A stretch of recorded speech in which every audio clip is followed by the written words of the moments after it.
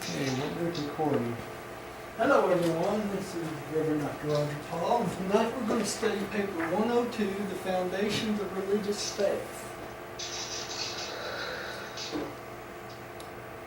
And that starts on page 1118 in the Urantia book. That's paper 102, 0.1.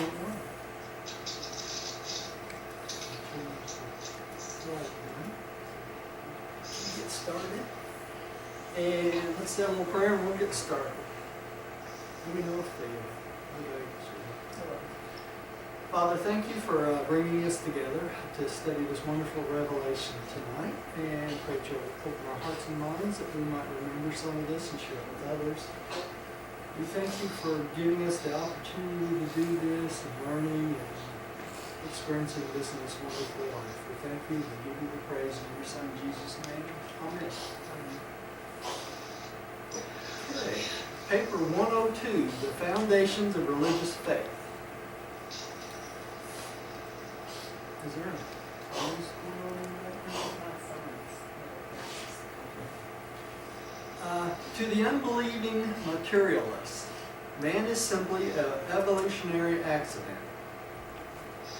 His hopes of survival are strung on a figment of mortal imagination.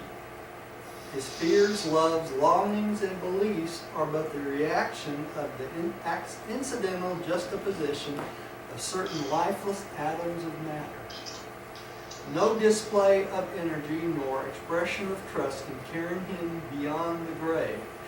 The devotional labors and inspirational genius of the best of men are doomed to be extinguished by death. The long and lonely night of eternal oblivion and soul extinction. Nameless despair is man's only reward for living and toiling under the temporal sun of mortal existence. Each day of life slowly and surely tightens the grasp of a pitiless doom which a hostile and relentless universe of matter has decreed shall be the crowning insult to everything in human desire which is beautiful, noble, lofty, and good. This is very interesting. This first paragraph shows us the attitude of a human being without any religious faith, right? And how doomed he is to basically no hope of survival whatsoever past this life. So if you believe in nothing and you believe after life you go into nothingness, this is the exact explanation of your life, right? But, yeah. For some reason, when you're not speaking, there's a lot of static. There is a lot of static, but I thought it was, I don't really know what it is. Is there a blue box around with the Anybody static? knows? Anybody? Well, no, not really.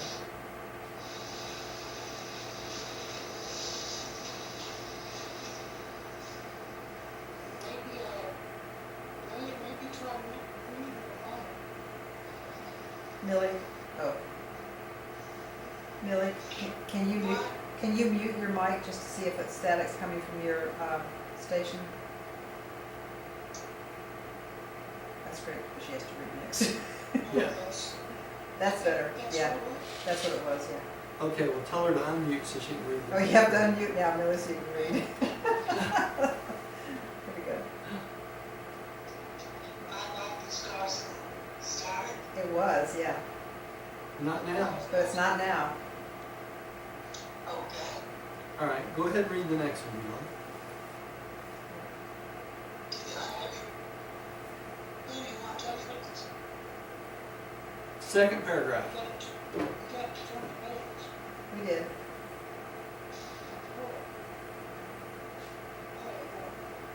Oh, is yours?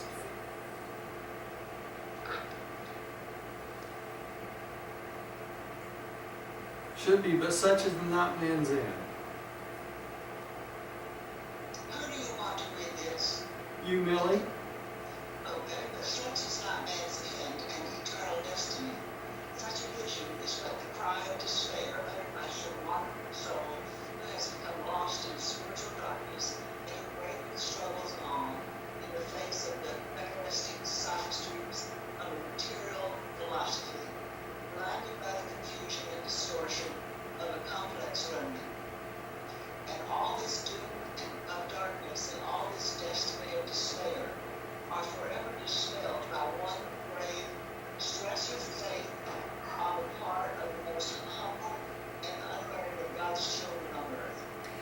So the least learned person, someone who has no education whatsoever, through one little bitty bit of faith, is in a better position than the most learned philosophic genius out there because of that faith. Can we think of anybody that's like that? We can't. I'm not going to mention his name. He's very well known out there. And he swears that there's no God, that we came from a big bang, right? This is the problem with becoming too intelligent, okay?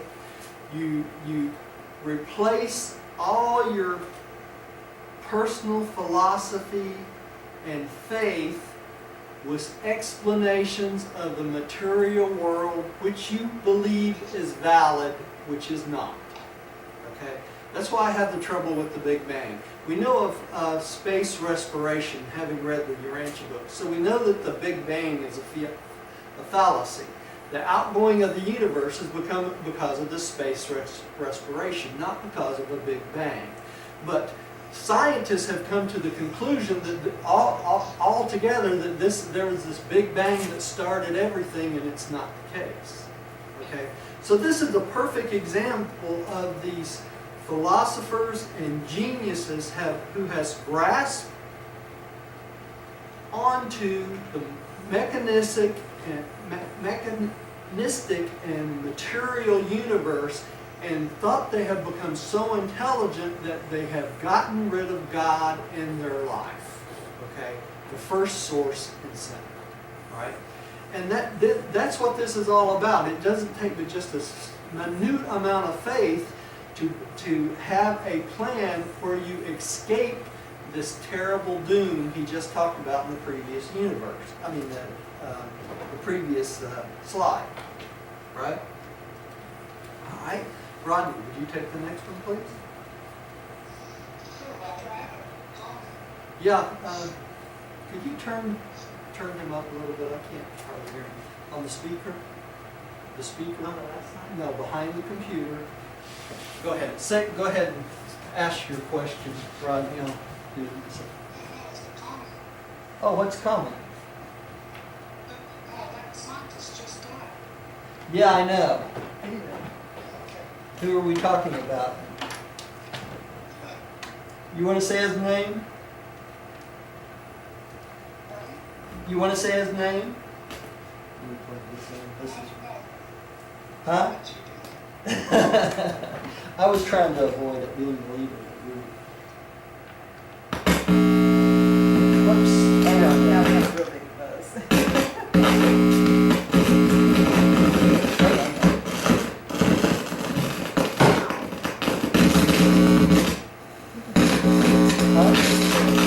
No, they can't hear him in the speaker. Oh, I mean, in the recording. Yeah, usually work this out. There we go. Now say something, Rodney. Rodney? Oh, that's perfect. That's better. Yeah. Okay, good. You're gonna be present now. Yeah, who's the world famous thing we're talking about, Rodney? Go ahead and say his name. I think we all know who it is. But I didn't know he had died. I didn't either. I didn't know he I had hope that. he had that faith. I hope he had that faith to get to the mansion I- world. That's all and I I can say. think he might have. Yeah. Okay. Well, let's move on. Rodney, you want to read the next one?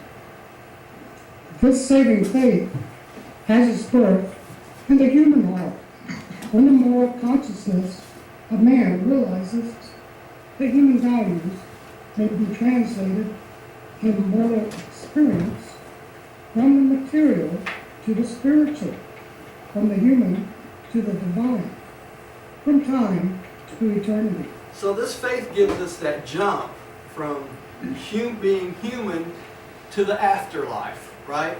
And it takes the values of human mortal existence and experience with it. Okay?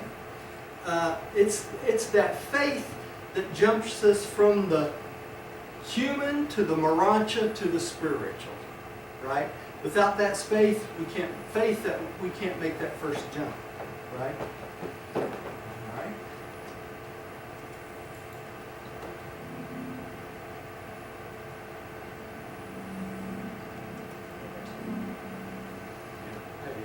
No, you didn't. Okay. Outer space. And another weird thing. All right, dude, you want to take One, that? assurances of faith. The work of the thought adjuster constitutes the explanation of the translation of man's primitive and evolutionary sense of duty into that higher and more certain faith in the eternal realities of revelation. There must be perfection hunger in man's heart to ensure capacity for comprehending a faith path to supreme attainment. If any man chooses to do the divine will, he shall know the way of truth. It is literally true. Human things must be known in order to be loved, but divine things must be loved in order to be known. But honest doubts and sincere questionings are not sin. Such attitudes merely spell delay in the progressive journey towards perfection attainment. Childlike trust secures man's entrance into the kingdom of heavenly ascent, but progress is wholly dependent on the vigorous exercise of the robust and confident faith of the full-grown man. Well, there's so much in that paragraph. That's loaded. You, Yeah, there is. yeah, you could spend a week, really? You can't just sit on your butt. No, you can't. All right. First, they start out, the beginning of the first sentence, they talk about the work of the thought adjuster, converting our primitive and evolutionary sense of duty into faith. Okay? So that's part of the work of the thought adjuster. What's the thought adjuster? It's that father fragment. And it changed, that's part of its duty is to change our thoughts and give us more faith, right? That's to start out with.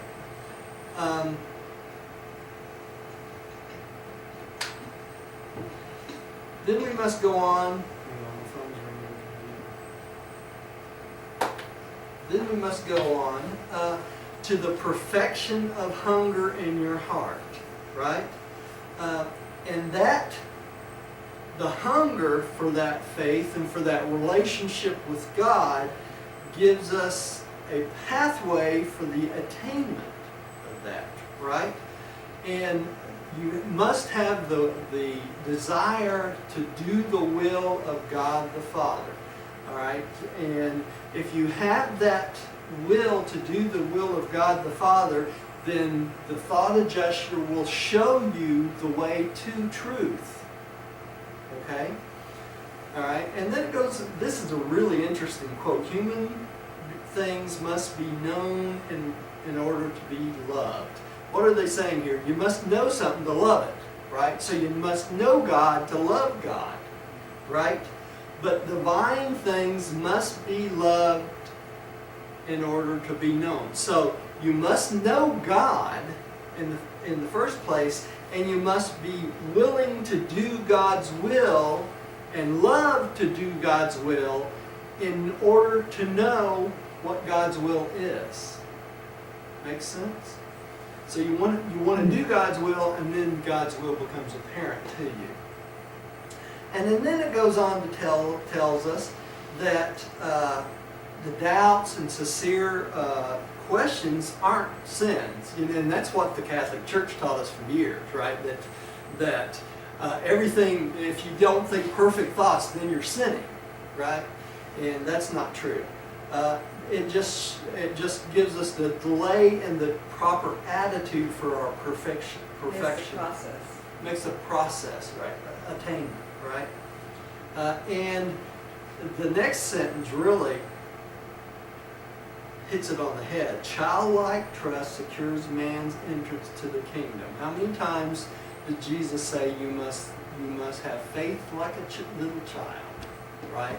So it's this childlike faith that gives you the first step into the kingdom, and the exercise of that faith gives us experience to become full-grown what? Morontia and spiritual beings or men, right? And women. Isn't that interesting? What a loaded paragraph. No. All right. The reason of science is based on the observable facts of time. The faith of religion argues from the spirit program of eternity. What knowledge and reason cannot do for us, true wisdom admonishes us to do, allow faith to accomplish through religious insight and spiritual transformation. So science, it bases their whole idea on observable facts and times, right? What they feel is facts and time. But real knowledge and wisdom comes through exercise of religious insight and spiritual transformation, or what? Faith, right? So science is not always the way. Millie, would you take the next one?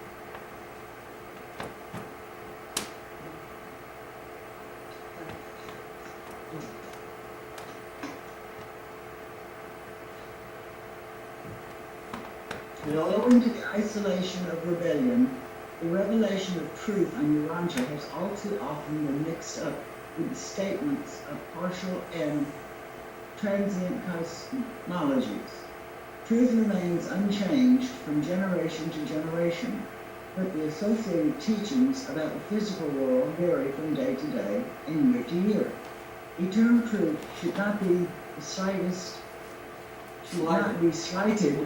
because it changes. Eternal truth should not be slighted because it chances to be found in company with obsolete ideas regarding the material world. The more science you know, the less sure you can be. The more of religion you have, the more certain you are. That's a good example of that. You know, just a few hundred years ago, everybody believed the world, they're talking about, think about this, partial and transient cosmologies, the makeup of the physical universe, right? Well, Rodney just sent me an email about new planets that they found, and they thought they knew everything. They thought they knew everything. More, and so they're uncertain because they probably figured out that there's a whole lot more out there they just can't see yet. That's right. But think of 200 years ago, we thought the Earth was flat, didn't we? You know? They really thought we were going to sail off the planet if you took a ship too far out and you just drop off into nothingness, right? And that's what they're talking about here, partial and transient cosmologies. Now, do we have all the answer about the cosmology yet? Not even in the ballpark. You know, I don't care how many telescopes you get and all this other stuff. The cosmology of the universe is going to change yearly for us because we see farther and farther out. And even in the Urantia book, it tries to give us an overview of the super universe, and it's not exactly correct, and it tells us it's not correct because they can't reveal more than information that we've learned, we've earned, okay? So even that is not 100% correct. So what we see out there and what we see with our telescopes and as smart as we think we are is just still a very, very, very small partial view of the universe, right? Well, it's that way with science too. We get smarter and smarter and smarter, and we discover more and more and more about our physical universe. And we keep getting to a point where we think we have all the answers, and in reality we don't have 1/10 of the reality when it comes to what's really out there in the physical universe. There's probably dimensions we can't even conceive of, right? So, and then it goes to the bottom of this paragraph and it says, this statement, which is really interesting, the more science you know, the less sure you can be of it, right? But the more religion you have, or faith you have, the more certain you are, right? Which is a very interesting statement. Think about it. Okay. Rodney, would you take the next one? What's that? Yeah, Roger. I have a comment. as Yeah. well. Yeah, go right ahead. Yeah, just backing up what you were just saying. Even in our next live, we're going to find out more about the STAR students. They're still, all the questions aren't even answered No. for beings that are highly more intelligent than we are. There's so much out there to grasp and learn. It'll be that way for eternity. Oh, it will be, Rodney. And think about these star students. Some of them spend hundreds of thousands of years studying our local universe. But when they go on to the minor sectors or major sectors, they start all over again, right? So, Yeah, and then there's the outer space. space levels which we don't even conceive of, to be honest. Yeah, there's so much. Yeah, there is. So, at any rate, okay, the certainties of science proceed entirely from the intellect.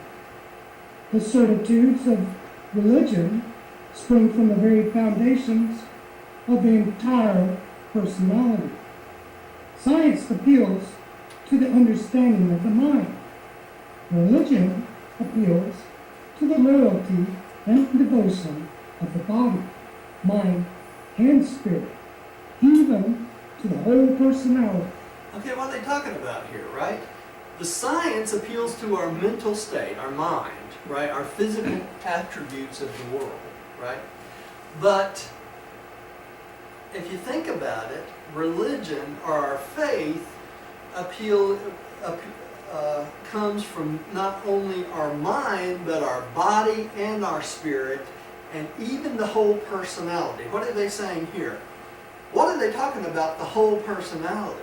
They're talking about the entire personality, which is what?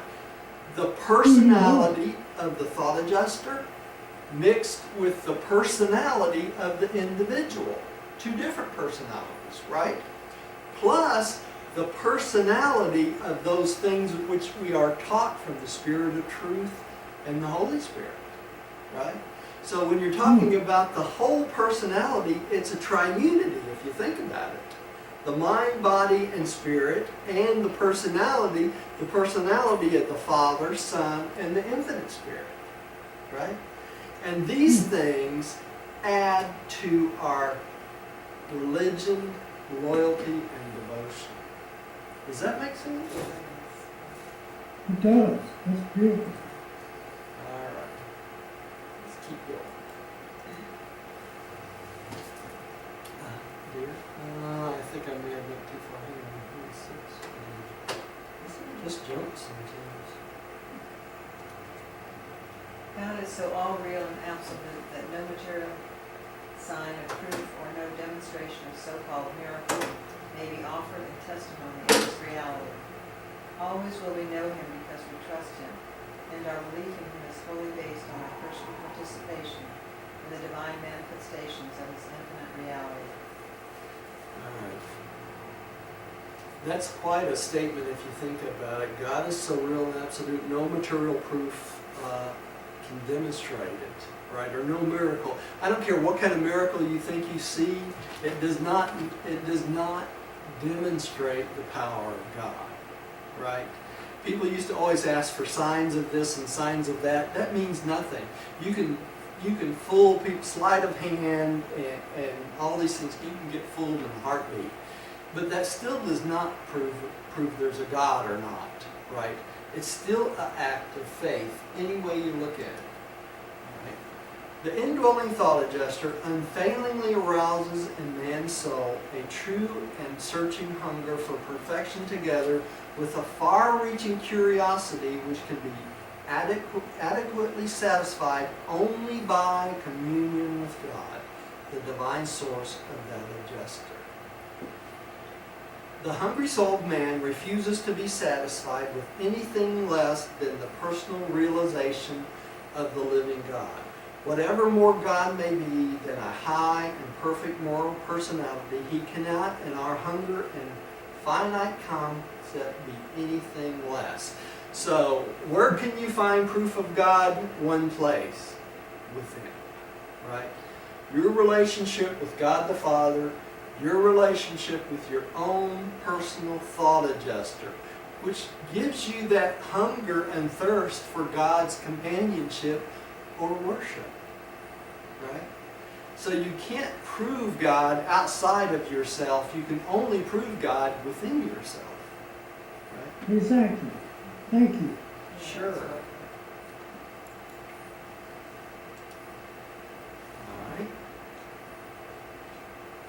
Billy, would you take the next one? I mean, what? 2. Religion and reality. Observing minds and discriminating souls know religion when they find it in the lives of their fellows. Religion requires no definition. We all know its social, intellectual, moral, and spiritual fruits. And this all grows out of the fact that religion is the property of the human race. It is not a child of culture.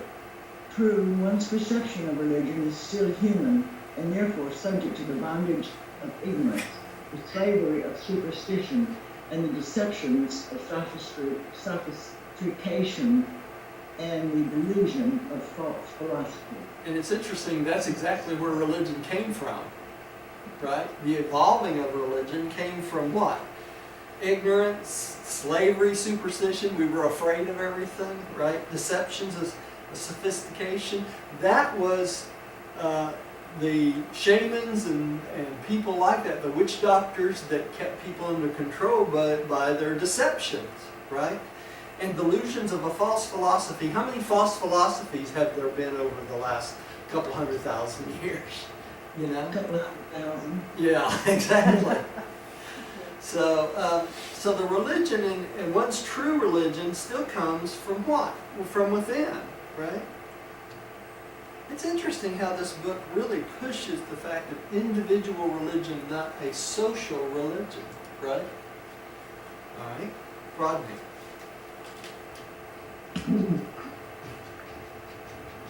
One of the characteristics, peculiar. Oh, I'm getting feedback. Lily, could you mute your mic, please?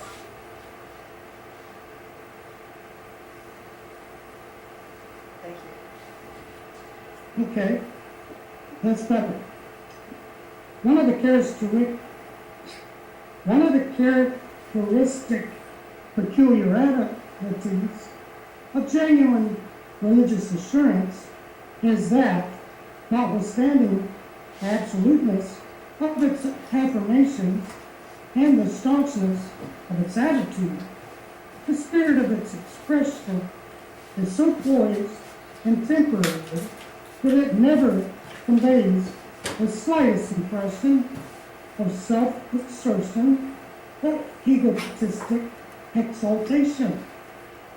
The wisdom of religious experience is something of a paradox in that it is both humanly original and a just derivative.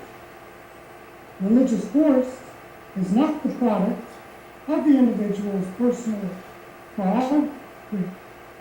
prerogatives, That's right. but rather the outworking of that sublime partnership of man and the everlasting source of all wisdom. Thus do the words and the acts of true and undefiled religion become compellingly authoritative for all enlightened mortals. What are they saying? They say it's not our own ego, and it's not our own self-assertion that creates our religious conceptions.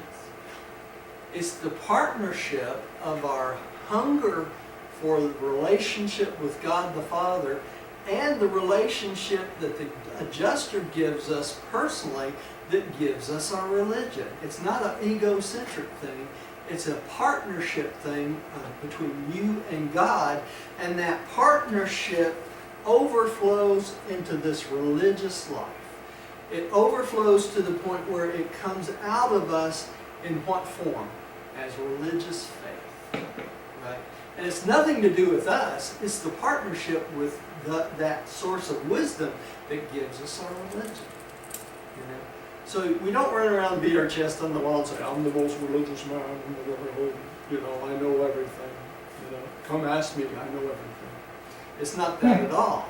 It's that relationship with God the Father and the humbling of ourselves to accept the wisdom of God, and then it overflows as a natural source of faith. Right? There's been so many people at the last moment before they really die.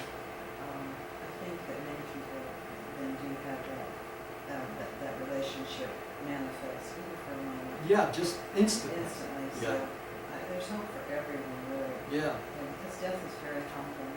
it is. All right.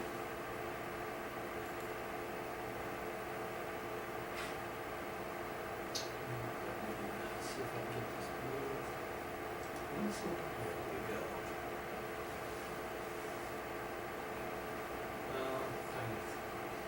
It is difficult to identify and analyze the factors of a religious experience, but it is not difficult to observe that such religious practitioners live and carry on as if already in the presence of the eternal.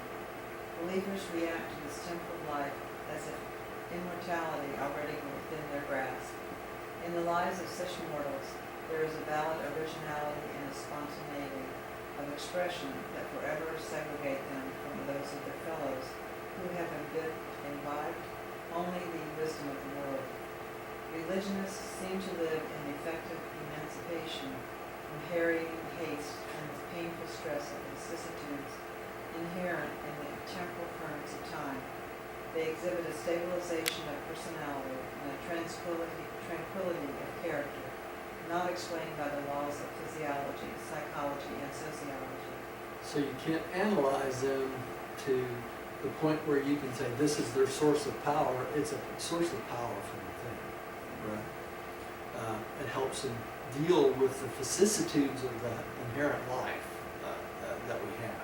Life is full of struggle. There's no doubt about that. Yeah, and it goes back to paper 101 when it deals with the 12, I don't know what they call it, the 12 Struggles of the life. struggles of life, yeah, and Yeah. regardless, Yeah. our faith Yeah.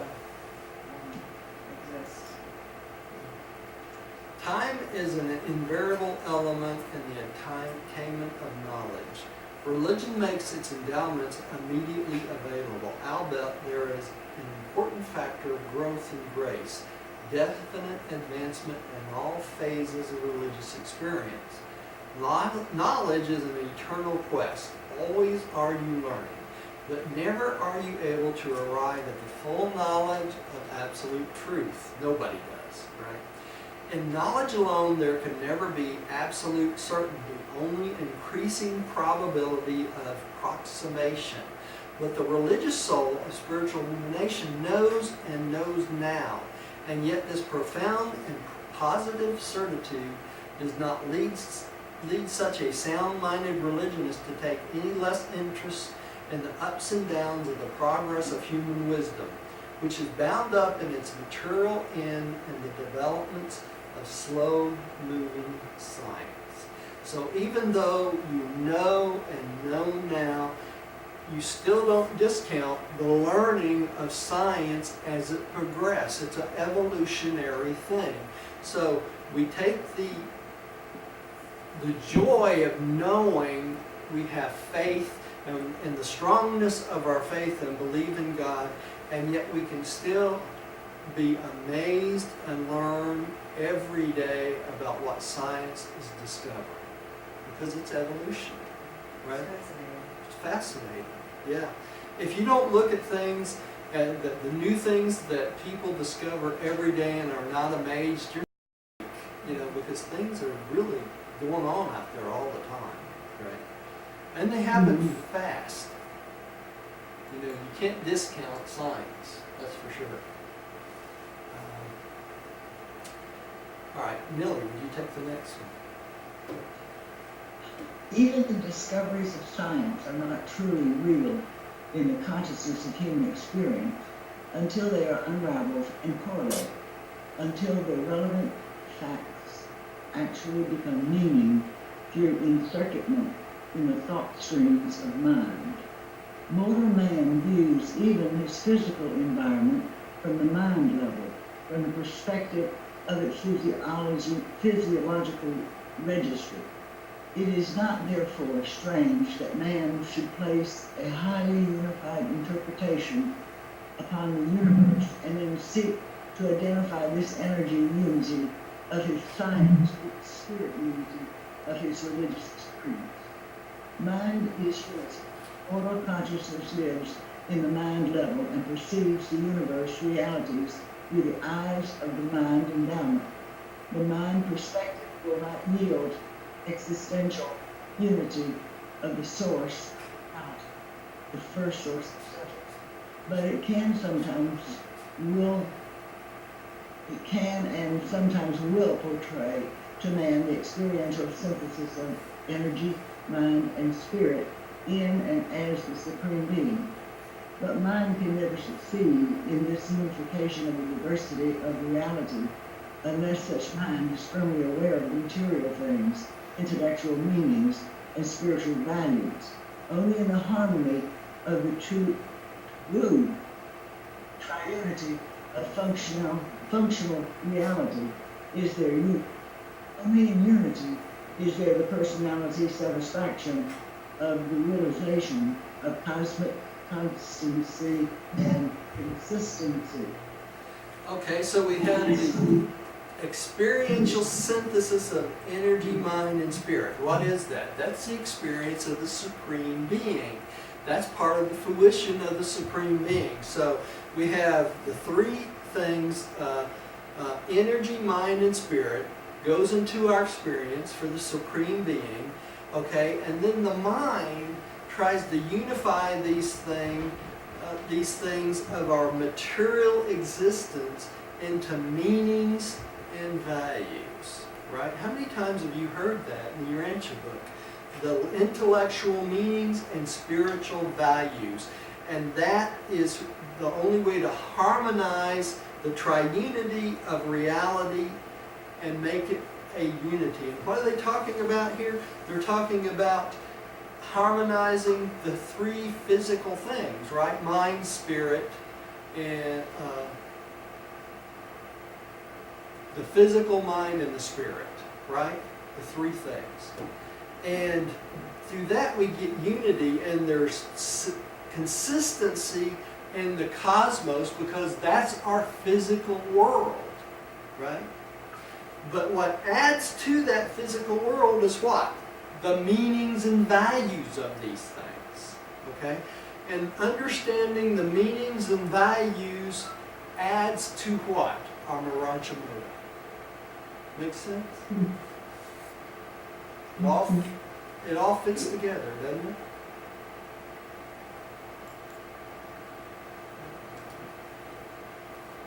Okay. Rodney, would you take the next one? Unity is best found in human experience through philosophy. And while the body of philosophic thought must ever be founded on material facts, the soul and energy of true philosophic dynamics is moral, spiritual insight. So the unity comes from the mixture of all these through a philosophy, including on material, the soul, and spiritual insight.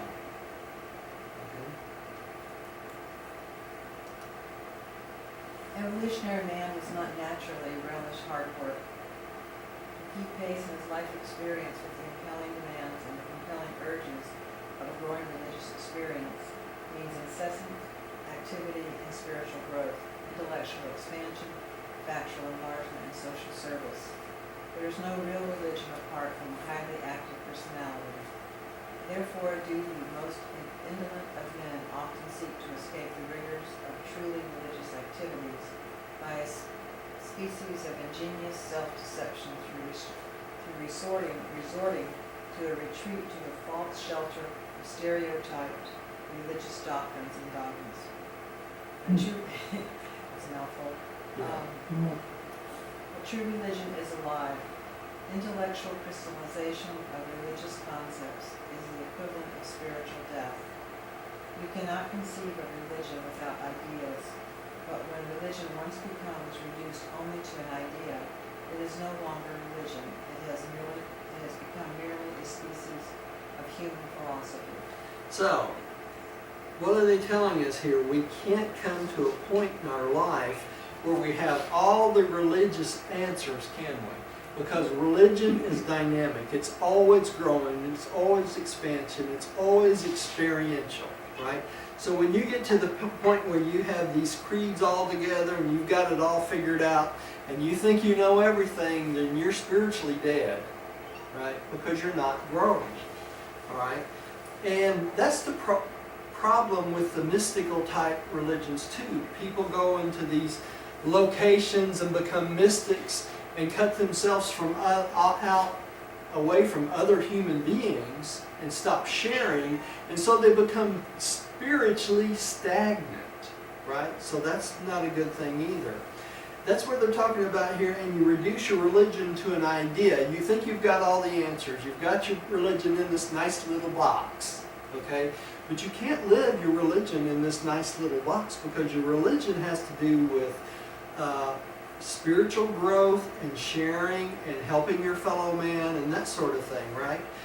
Then it no longer becomes a religion, but it becomes just a philosophy of life, and it's useless to no one, right?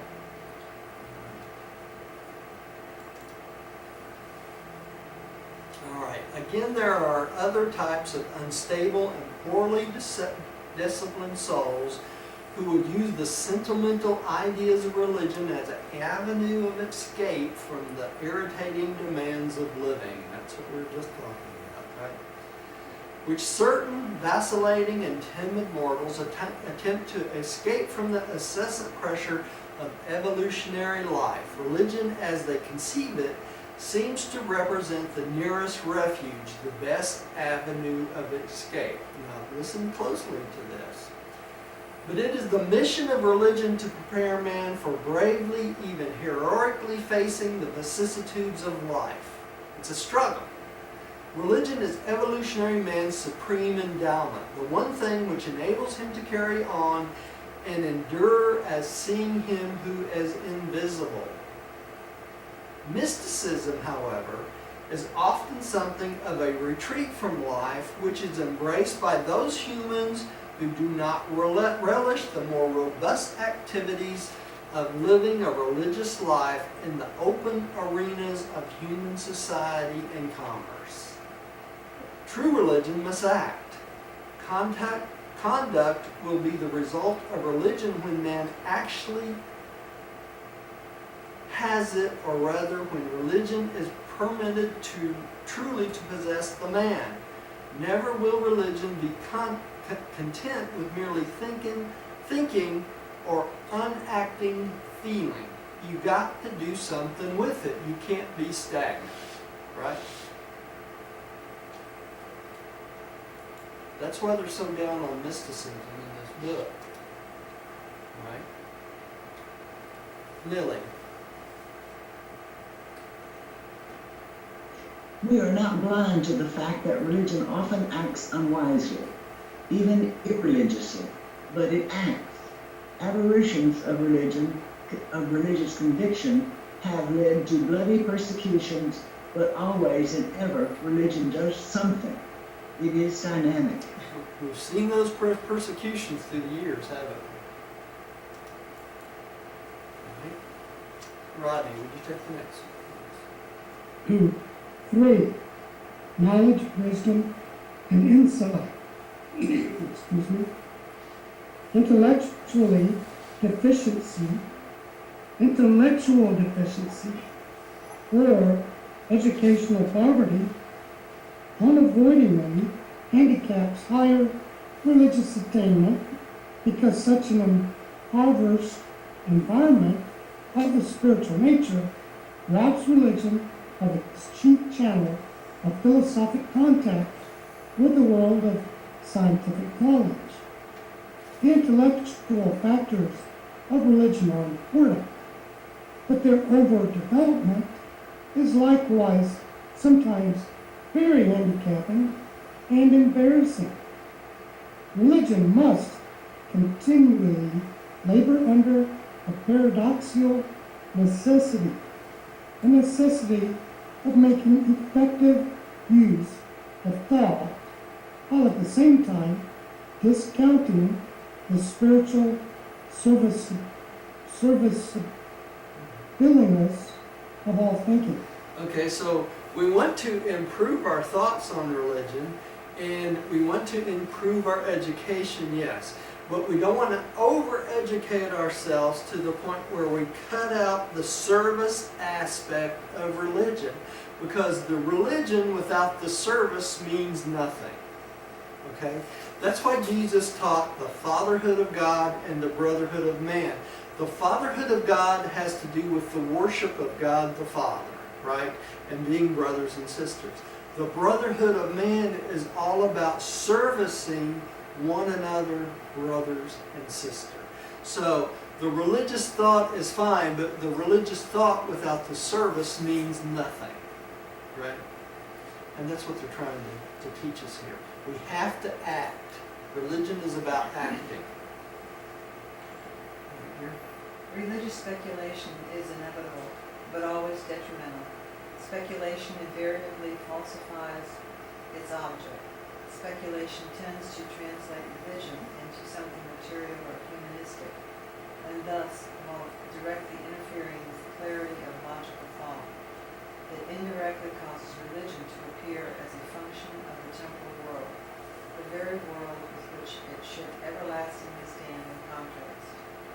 Therefore will religion always be characterized by paradoxes, the paradoxes resulting from the absence of the experiential connection between the material and the spiritual levels of the universe, the Rancha Moda, the super-philosophic sensitivity for truth discernment and unity perception.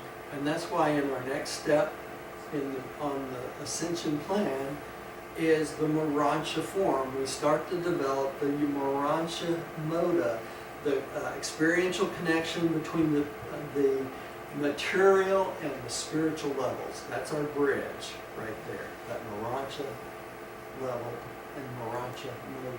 And this life is the bridge. And this life is the beginning of the bridge. Beginning of the right? bridge. Right. Material feelings, human emotions lead directly to material actions, selfish acts. Religious insight, spiritual motivations lead directly to religious actions, unselfish acts of social service and altruistic benevolence. What are we talking about here? Social and altruistic acts which improves other not for the benefit of us, but for the benefit of others. Right? Unselfishness. That's hard for men to be, right? Millie.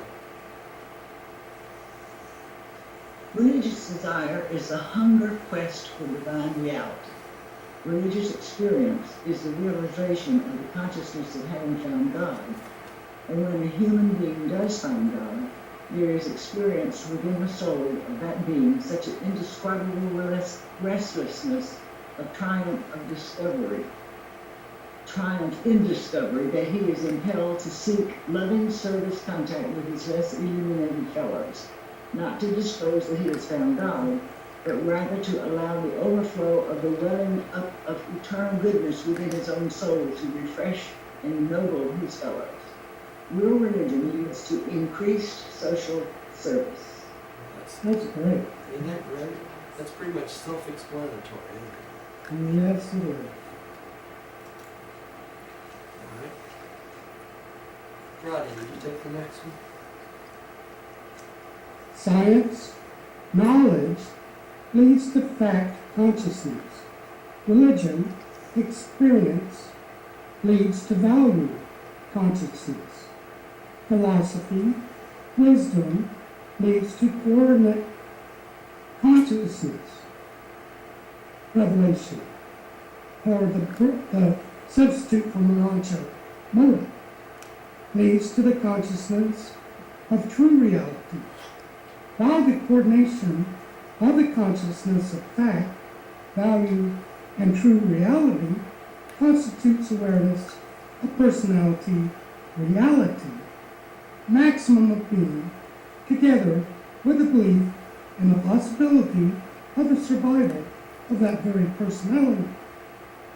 Okay, so all this leads to the fact that we have a belief of our own survival or the survival of our personality, right? And this is the pathway to get there in this life, basically. I have a question. Yeah, go ahead, Millie. Put it back up. It leads to what, together with the belief in the possibility of the survival of Yes. that. Yeah, We don't believe in the possibility, we believe in it. we believe in Yeah, it. but, Yeah, but without that belief, Billy, we don't have a possibility. That's what they're talking about here. yeah, it gives normal human beings the possibility of survival. Yeah. Yeah, but That's without what the, it leads to. but without the belief, see, there's no possibility of survival, right? And without believing a religious hypothesis, there is no survival, right? Even a possibility of survival. In other words, if you were, like they were talking about the very beginning of this paper, where you're tied up just in the materialistic world and you don't believe there's anything past this, there is no possibility of survival past this. It takes that faith to have that possibility of survival. Make sense? Thank you.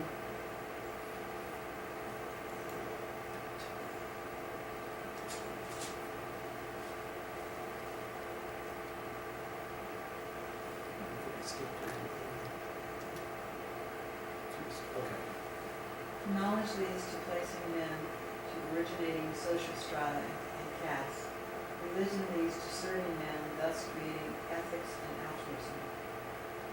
Wisdom leads to the higher and better fellowship of both ideas and one's fellows. Revelation liberates men and starts them out on the eternal adventure. Okay, so the knowledge puts us in a situation where we have social interaction with other beings, right, or castes, right? Religion leads to men serving each other, thus creating a way to have morals and ethics and altruism. Without that interaction, you can't serve one another, right? You have to have interaction between people, okay? And then the wisdom leads to higher and better fellowship to both ideas of our own and one of other people, other fellows, right? And the interesting part of this is the last sentence here. Revelation liberates men and starts them out on eternal adventure. What are they talking about? It's through revelation that we've been revealed the ascension plan, right? And that comes from revelation. You know, all the beings that came from revealed the pathway, right? And that starts us out on the eternal adventure. But without the revelation, we had no concept of life after death. You see that? So the revelation is so important to get us on the pathway. And that's what this revelation does. It just puts us on the pathway. That's all it does. And then the experience and the knowledge is it's our job to understand the revelation and gain the experience and knowledge of our ascension plan. The ascension plan in general liberates us because it gives us a feeling of mistakes we made, that it's progress, and that we're living, to gain knowledge and wisdom. Yeah. I mean, it's comforting to know that it's a thread of eternity. Yeah, it is. And without it, then the first paragraph we read tonight becomes reality, right? That's right. You live through this life and then you die, you know?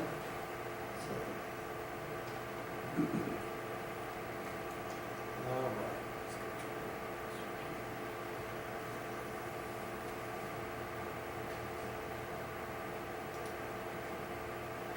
All right.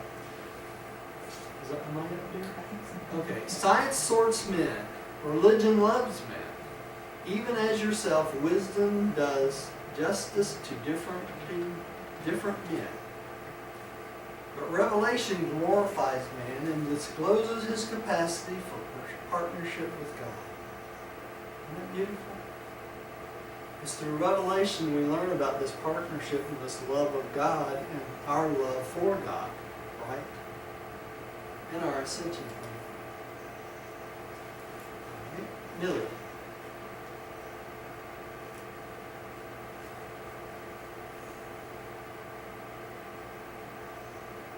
Science vainly strives to create the brotherhood of culture.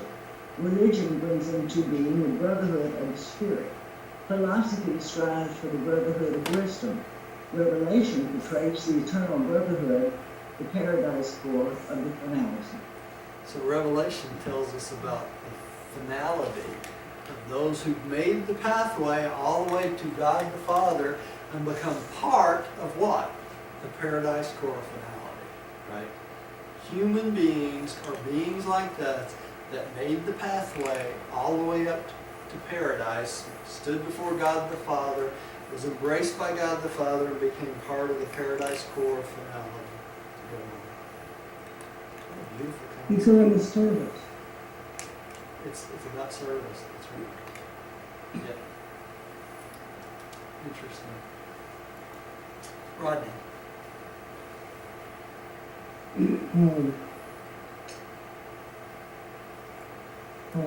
Is it science? No, Vainly?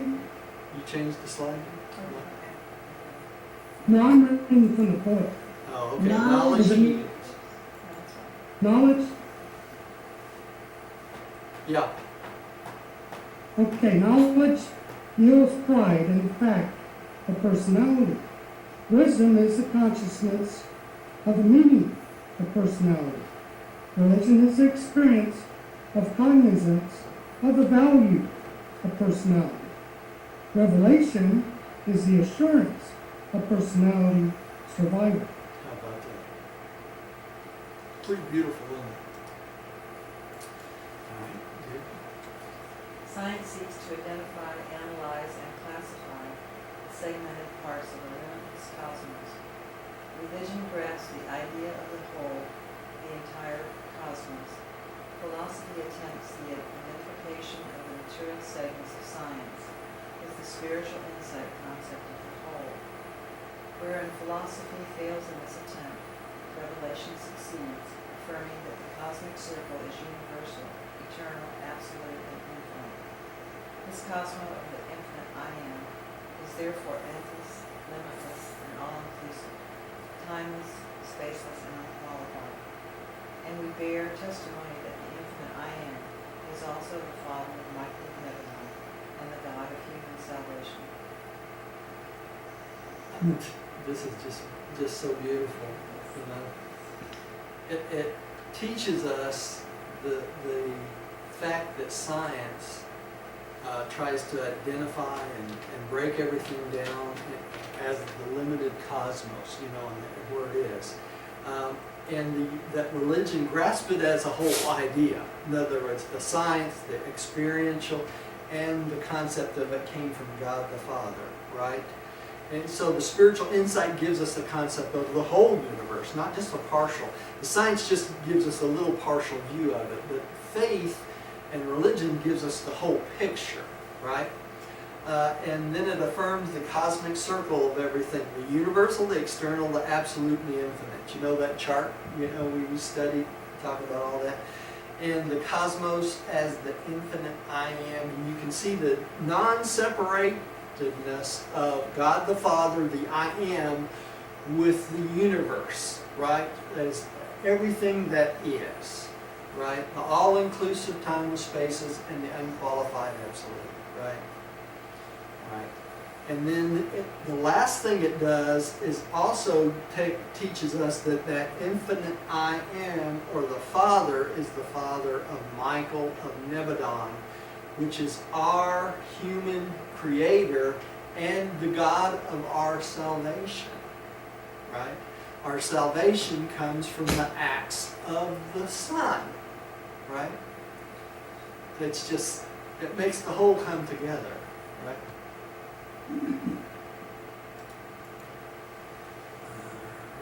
Let's skip one more.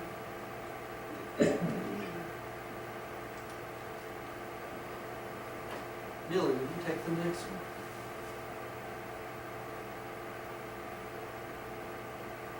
Science indicates deity as a fact. Philosophy presents the idea of an absolute. Religion envisions God as a living spiritual personality. Revelation affirms the unity of the fact of deity the idea of the absolute and the spiritual personality of God, and further presents this concept as our Father, the universal fact of existence, the external idea of mind, and the infinite spirit of life. So basically, revelation and religion brings it all together, in essence.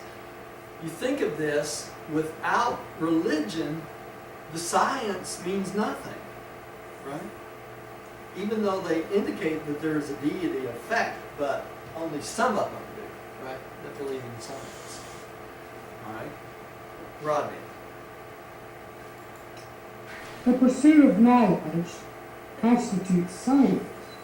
The search for wisdom is philosophy. The love for God is religion.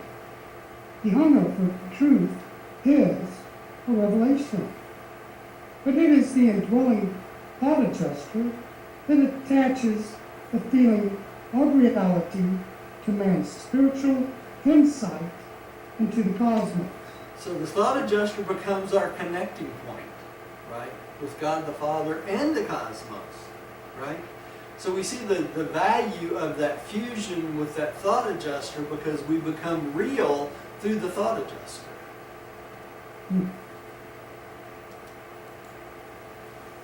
Here. In science, the idea precedes the expression of its realization. In religion, the experience of realization precedes the expression of the idea. There is a vast difference between the evolutionary will to believe and the product of enlightened reason, religious insight and revelation, the will that believes. Difference between the will to believe and what actually wills to believe, right? In evolution, religion often leads to man's creating his concepts of God. Revelation exhibits the phenomena of God's evolving man himself, while in the earth of Christ Michael we behold the phenomena. While in the earth life of Christ Michael we behold the phenomena of God's revealing himself to man. Evolution tends to make God manlike. Revelation tends to make man godlike. That's cool. That is good. Millie, would you take the next one? Science is only satisfied with first causes, religion with supreme personality, and philosophy with unity. Revelation affirms that these three are one, and that all are good. The eternal real is the good of the universe and not the time illusion of space evil. The spiritual experience of all personalities, always is it true that the real is the good and the good is the real. Not the evil, right? Exactly, on that one. Not the evil, all right? Y'all, I think we're right about halfway on this paper. We're going to get crunched for time. I think we're going to stop here and do this other half next week. Is that okay with y'all? That's okay. Yeah, let's do that. That way we'll start on section 4, the fact of experience, next week. That way we won't have to rush through it. All right. Rodney, would you like to close us in prayer tonight? Yes, Heavenly Father, we are very thankful for the opportunity that we've had to come together tonight to study this beautiful revelation, specifically the foundations of religious faith. And we pray that we can understand these meanings and so that we can express them to other people and perhaps open their minds as well. And we do all this in your name, Father. Amen. Amen. And thank you for joining us at home. Please come see us again. We'll take it up from this place next week. Stop the video here.